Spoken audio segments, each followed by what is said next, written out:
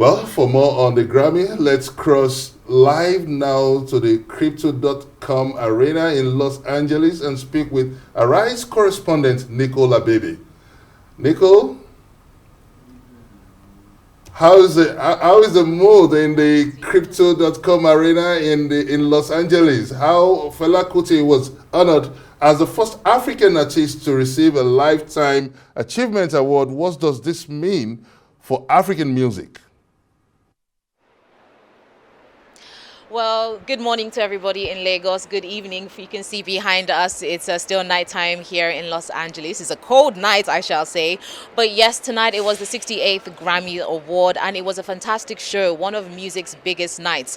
And like you just said, Fela was honored tonight with a Lifetime Achievement Award, the first African to be nominated. This is quite a huge and great feat for African music. We know him as the godfather and the pioneer of African music. And sometimes you have to ask yourself, why now? Nearly 3 decades after he has been gone, why is he receiving this achievement award now?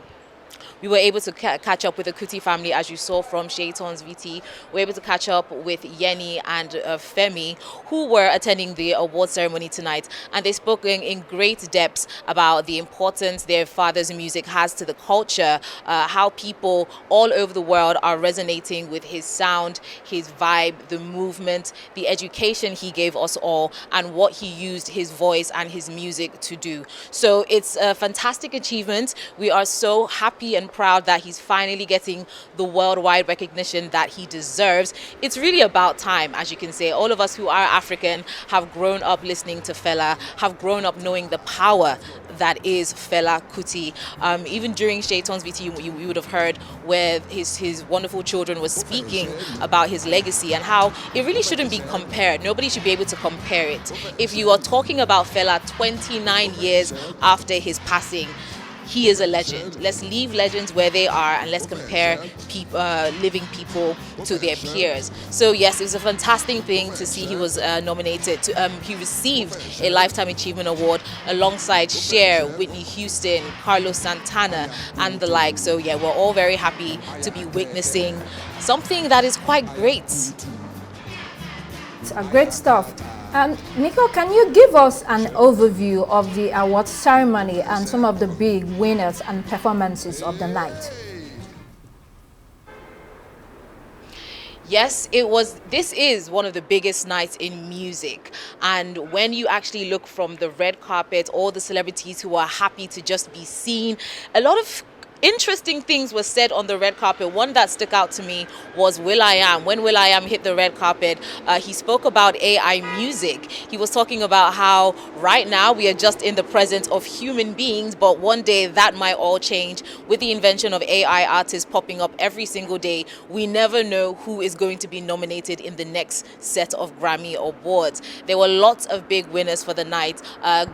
Kendrick Lamar, who was the most nominated with 9 awards, he took home 5 of those awards, including Record of the Year with SZA for his track Luther. Now, watching the award ceremony tonight, we found out that Luther was actually about the legend himself, Luther Vandross. Kendrick Lamar spoke about how Luther Vandross is one of his favorite artists of all time, and he really wanted to dedicate the song to him and do his best. We saw great performances. One of my favorite was Justin Bieber. Justin Bieber has spoken publicly in the past about how difficult it is for him to perform on stage. And if you even look closely at his performance, he did make a lot of eye contact with the crowd. He was stripped bare, and I mean bare. He performed in a pair of boxer shorts and some socks with a mirror there to his hit track Yukon off his album Swag. Other people who performed, Tyler the Creator gave a very, very memorable performance. He gave what you could see as a story. It was a performance that had a clear beginning, middle, and end. Huge budgets, loads of theatrics. Some of my favorite winners of the night, Best New Artist. That is one category that you can only win once in your career. John Legend spoke about how that was his very first win 20 years ago when he won Best New Artist. This year at the 68th Grammy Awards, it was taken home by Olivia Dean. Olivia Dean was a huge breakout star in 2025. Her hit single Man I Need Only 1 Minute were huge songs in 2025. So we're all very happy to see that she took home the award. Lola Young, who was also nominated in Best New Artist, didn't take home that one, but she did win for Best Pop Vocal Performance. Lady Gaga also took home an award for Best Pop Album.